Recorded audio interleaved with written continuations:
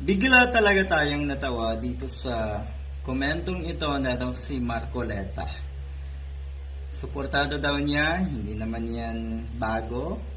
Suportado daw niya ito si Vice President Sara Duterte. Alam niyo kung bakit? Dahil sabi niya, she is on the right track. Punyeta, no?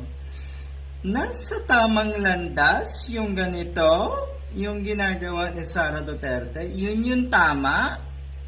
Abay, anong nangyayari sa mundo? Ano ho? Pero yun nga, una ko nang sinabi, okay sana na naandyan ka lang na taga-suporta ni Sara Duterte at alam na natin kung bakit. Pero yung i-justify mo pa na tama yung mga ginagawa ni Sara Duterte, anong kalokohan ito, Mr. Marcoleta? Anong kalokohan ito? Nagsipag-aaral ba talaga kayo? O yung dunong nyo ay nahaluan ng lason? Kaya nagkaganyan ang mga pag-iisip nyo. Kakaiba kasi, hindi ko lang mapaniwala na ang rason mo kaya sinusuportan mo si Sara Duterte ay dahil tama ang kanyang ginagawa. Siguro pwedeng sabihin, suportado mo si Sara Duterte dahil may utang na loob ka sa kanya. Pwede pa yon, katanggap-tanggap pa yon. Suportado mo si Sara Duterte dahil hindi mo suportado yung nasa Malacanang. Kasimpleng ganon, di ba? Pero yung tama, yung mga ginagawa, purchis por santo naman. Bakit ganito ang mga kababayan natin ngayon? Ang sabi ko sa kanila, hindi ganito yung pamamaraan. Kinakailangan yung rules and regulations natin, sundin naman natin.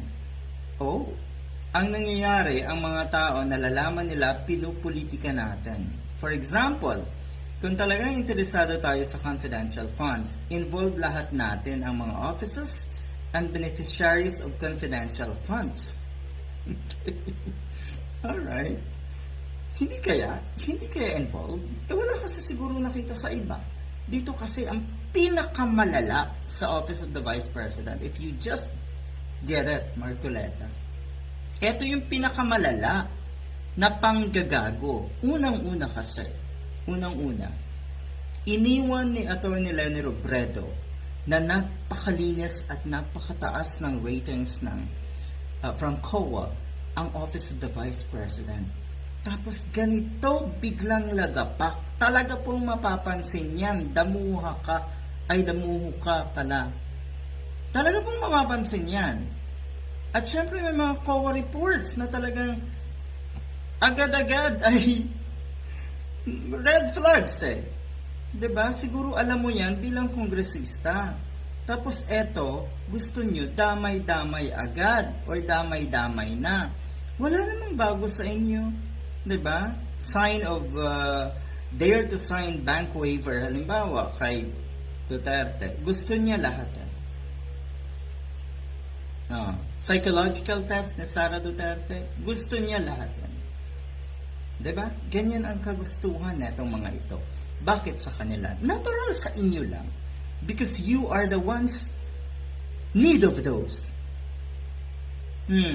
For example nga daw, yung confidential funds, dapat daw lahatin. Because the moment you isolate only one office, namumulitika ka na. Namemersonal ka na. Talaga bang isolated case ito or naging sensational lang?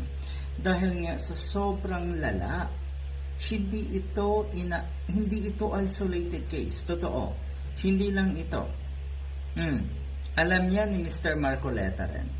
So yung sinasabi mo na you still support Sara Duterte dahil tama ang kanyang ginagawa, let's sugas ka.